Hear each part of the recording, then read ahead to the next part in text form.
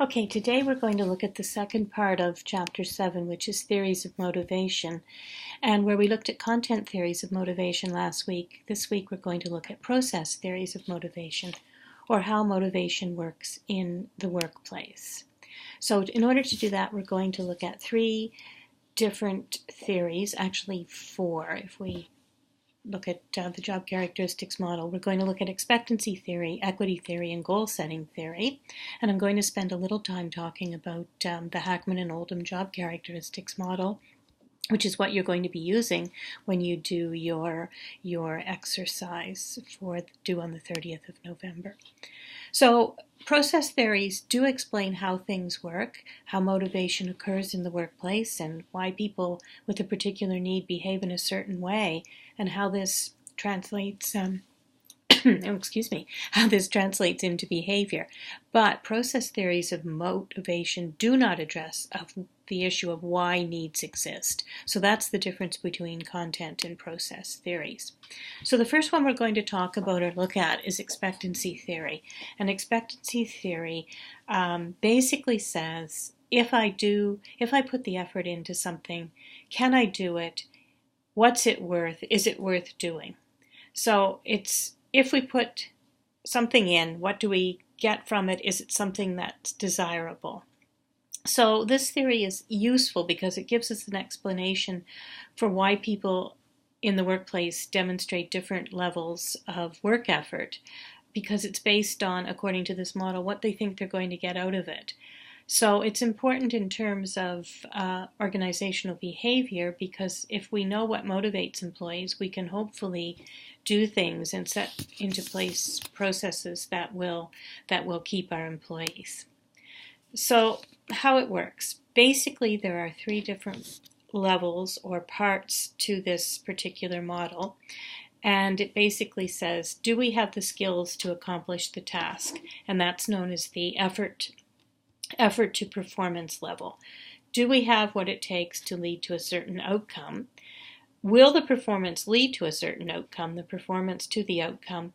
And is the outcome worth the effort? Is it something that is desirable? What is the valence or the value of this outcome for us?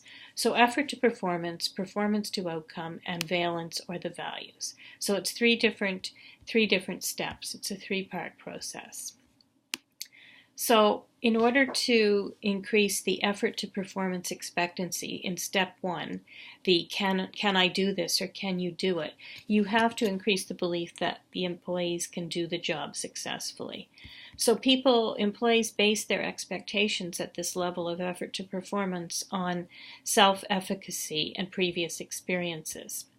So the development of competencies is necessary to increase at this level of effort to performance. So in the workplace, in order to do this particular focus would be on training, would be on creating an environment that has the adequate resources, on clarifying people's roles, and providing coaching and feedback. I'm trying to adjust the lighting here so you can see me better. Okay, so that would be creating that right kind of environment, selecting employees, so the correct selection in recruitment and so on and so forth. So once you have that in place, how do you increase the performance to expectancy outcome? What will you get for doing this? So increasing the belief that good performance will result in something that's valued, a value, a reward. And this can be done, and only in certain tasks, by being able to measure the performance accurately and being able to adequately explain the link between rewards and past performance, and linking the performance to the outcomes. So, for example, giving a bonus at a holiday period of time. I can remember at work a number of years ago, the company I worked for gave everyone certificates for turkeys at Christmas time, but they didn't tie it to any level of performance. So people were given out these vouchers, but it wasn't dependent on any sort of work situation. Therefore, people didn't think that they had to work for this, and it wasn't particularly motivating. A downside and an interesting side to that is that the following year, when they didn't do the same thing, when they didn't hand out the bonuses, people were really upset. So in the end, it actually had a negative effect without having any positive effect at the front end. So measuring performance accurately, some jobs that can be done, some jobs it can't be done. And explaining that link is key in this particular level.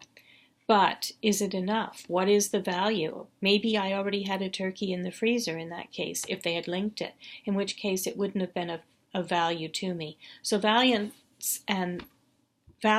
are the price that we place on these outcomes. What's it worth?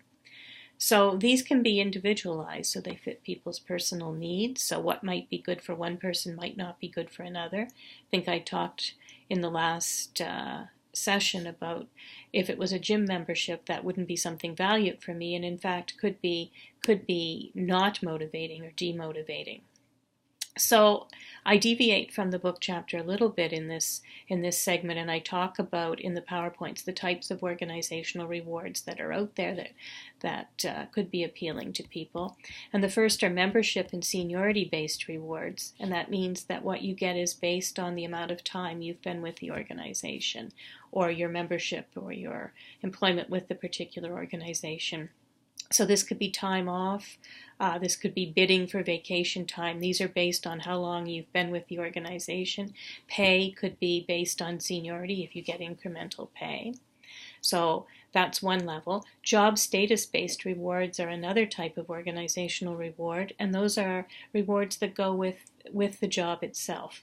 So a job status reward is not an individual thing, but it's something that you have when you're in that position and something you won't have when you're not.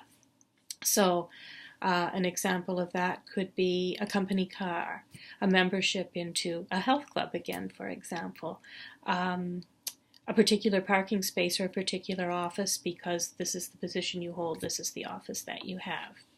So again, a different type of reward, but something that could be valued. Competency-based rewards are another level, so it's based on what competencies you bring to the job. So if you have a certain set of skills, then you might get paid for that. So for example, in Europe, I travel to Finland a lot, and you see that people in the various shops and working for Finnair, the airline as well, will have a little badge on that will show a flag, and the flags represent the languages of the country that they speak. So those would be competencies, and if they were rewarded for those, then that would be a competency-based reward based on a skill they bring. Performance-based rewards would be rewards based on bonuses for what you might do, so your level of performance, if you go above and beyond. We can think back to Frederick Taylor and the bonuses for doing more than the required amount. So those would be based on bonuses based on performances that go beyond what is typified. Okay, so those would be those rewards. And those are something to think about in terms of expectancy theory. Now, as we said, there are some limitations of expectancy theory, and basically it doesn't explain how somebody might have a particular need, for example, but works against that goal, that's something that's desired. So spontaneous counterintuitive behavior. So you know, for example, that if you don't study, this is the example I give in the PowerPoints, that you may not do particularly well in a test, yet you still don't study, even though you want to do well, and that is the reward. So what explains that? Well, expectancy theory doesn't offer an explanation for that, so that's one of the drawbacks of it. And there might be countervailant awards, norms that prevent employees from working to their full potential. So again, we can go to the human relations approach, and we look at Elton Mayo, and we look at if people overworked or overproduced what they should have been doing, or even in scientific management theory, then they weren't rewarded for it because they were breaking the norms of the workplace. So expectancy theory is based on an extrinsic, where the rewards are given to you, reward system. So the rewards may become devalued over time. You may get used to having them and no longer are they motivating because they're just not of interest. So that's It's not coming from within, it's not an intrinsic reward, it's extrinsic, and we know that over time those can become devalued. So that's one process theory of motivation. The next one is one that we're quite familiar with, whether or not we think about it or name it at the time, and that's equity theory. And basically, equity theory, which is a process theory, explains how people perceive fairness in comparison to another person. So we compare ourselves in terms of whether we feel we're being treated equitably in comparison to what somebody else might be getting. And if we don't, there are various outcomes, and there are various ways that we also, and I'll put in quotes, measure that equity. So it explains behavior when we feel inequitably treated and how that influences our motivation. So the elements of this are that it's based on an input to output ratio. So we look at what we're contributing compared to what someone else contributes and compared to what the outcomes are for ourselves or that comparison other, the person we compare our ratio to. So what we contribute can be in terms of skill, in terms of time, in terms of effort, and what we receive in return for that. Do we receive recognition? Do we receive pay? Do we get an intrinsic self-esteem motivator? So we usually pick someone that we can easily find out information about, or someone who's in a comparable position, someone that we can form this comparison to. And then we form what we call this equity evaluation. So I've given you a video on monkeys and equity theory, which is sort of fun to watch. Even monkeys use equity theory. But our motivation is dependent on how we view our comparison other. And it can be a generalized comparison, but there are different types of inequity that we look at. And typically, we'll focus on under-reward inequity for ourselves. So under-reward means that we look at or over-reward on behalf of another person. Sorry, let me rephrase that. So over-reward inequity, we would look at the other person, and we would look at what they get, and we would look at our reward equity in comparison to what we get. So for example, if we put in the same time and effort as someone else, and we get very little back, but somebody else gets praise for what they've done. So we work for 2 hours beyond our scheduled time, and we don't get any praise back for it, and somebody else works the same, and they get much more praise for it, then we're going to see that we're being under-rewarded. And there will be outcomes that we'll talk about. Likewise, if we compare ourselves to others with the same input and they get less back and we get more back, we're also going to feel inequity, but it's going to be that we feel that we've been over-rewarded. So these all have consequences. So when we compare ourselves to others, we can perceive this inequity. If we perceive this inequity, we're probably going to be motivated to reduce it by doing one of a number of different things. So we can change our inputs. If we feel that we're being under-rewarded, we might put less effort in. If we feel it's not worth it and we're not being treated equitably, we might think, well, we'll put less effort into that. We might try to change our outcomes. If we feel we're being under-rewarded, we might ask for a raise if we feel we're not getting enough pay. We may change our perceptions. We may think about what we've done and say, well, okay, we'll try to rationalize what it is so that it seems more equitable in our mindset. Or we may, in the same type of idea, change our comparison other. So I might think, well, okay, I'm comparing, if I were to compare my input and outcome in terms of salary with someone at a university in a different city where the pay rates are higher, I might think that that's not a fair comparison, so I might change my comparison other and compare myself to someone a little closer to home or in a similar sized institution. I could act on the comparison other and say, well, okay, you're putting too much effort in, don't do this, or can you cut back, or can you increase your effort so that it seems more equitable to reduce that dissonance. Or sometimes in extreme circumstances, if I feel that I'm really being treated unfairly, I could leave the job. And you can see where then this has serious consequences on motivation. So the drawbacks to this theory are that this theory, equity theory, doesn't indicate which income inputs or outcomes are most valued. It does show us, though, that pay alone is not a motivator. It shows us the value of intrinsic motivation.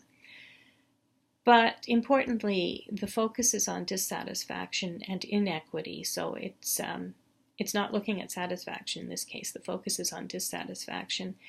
And the model assumes that all individuals are rational and selfish. Maybe some people don't mind the inequity, but it doesn't take that into account. And it doesn't account for cross-cultural differences in more egalitarian societies. And it doesn't explain employee turnover and workplace hostility. That is something that's still left untouched. So those are the two main models. Goal setting as a motivator is also talked about, and I don't think that I really need to go through that. Goal setting makes goals clear so people know what they're working for. But related to that is motivating through job design so that jobs are considered both intrinsically and extrinsically motivating. So we've looked at some of them throughout this term: job specialization, which is something that scientific management was very big on, where people are specialized in one aspect of the job. These aren't actually talked about too much in the chapter either, so this is important. Job rotation, moving from one aspect of the job to another so that people don't get bored. Job enlargement, and that means increasing the number of tasks that people perform within a job. It doesn't mean enriching the job. Job enrichment is something different again. It's still increasing the number of tasks performed, but in so doing, it's giving employees more autonomy and more responsibility for what they're doing. So that is the slight difference in that. And the key of the job redesign strategies, at least for this term, is Hackman and Oldham's job characteristics model, and this forms the basis of what you'll be doing with your assignment due on the 30th.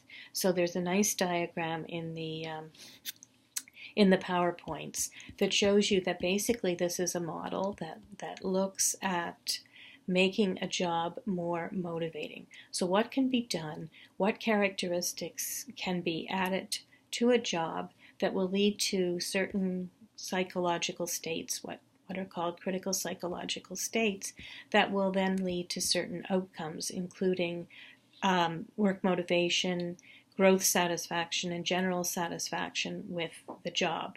So what needs to be done? What are things that can be done with a job to lead to these states that lead to these outcomes, bearing in mind that each person is different in what motivates them, which we've already talked about. So Hackman and Oldham talk about a number of different job characteristics, and those will be what you'll be using in the assignment. And the first one is skill variety. So the number of different skills and abilities or talents that are required to do the job. So in terms of adding skill variety, what could you add to an existing job that would give it enough variety, that breaks away from specialization, that would lead to people experiencing these critical psychological states that would result in people feeling more motivated. So what sorts of skills could you add to a job that was pretty narrowly defined that would increase this? Likewise, task identity. Task identity means the completion of a whole or identifiable piece of work that's required by the job. So something from beginning to end. So for example, when I worked in the reservations office of Air Canada many years ago, we would do just reservations, and somebody else would do ticketing, and then of course there would be flight attendants and pilots, and things would follow through. So they actually introduced a model that was something like Hackman and Oldham's job characteristics model, and they said, well, we want to give people more autonomy, more responsibility. So they increased the task significance, or the task identity rather, they increased the significance too, so that we were able to do something from start to finish. So we would make the reservations and then we would do the follow-up. with the passenger later. The Volvo plant in Sweden, when they introduced, went against assembly line work, and such as Saturn has done as well, or did in the past, where a team of people completed a vehicle from start to finish. That was a form of task identity. So something that was required from start to finish so you could have identifiable piece of work, and that would be more motivating than just doing one bit of it and being a cog in the wheel and not seeing what was going to happen at the end. And it also gave more autonomy as well. Task significance refers to the impact of the job on the lives of other people, the immediate organization or the environment. So some jobs have more task significance than others, and what can you do to make a job more task significant depending on what the job is. So the impact of an airline pilot, for example, is quite significant on other people. How does it rank in terms of a heart surgeon? We can see some of the differences. So what are some things that can be done to make people realize that what they're doing in the task and the job they're carrying out plays a significant role in the lives of other people? So what can be done to increase that if you've got that particular factor? Autonomy, of course, refers to responsibility. So how much responsibility does the job have? How can you add elements of autonomy to a job to give people some control over the pace of the work they do or the procedures that are to be used? So how much flexibility do they have in doing something?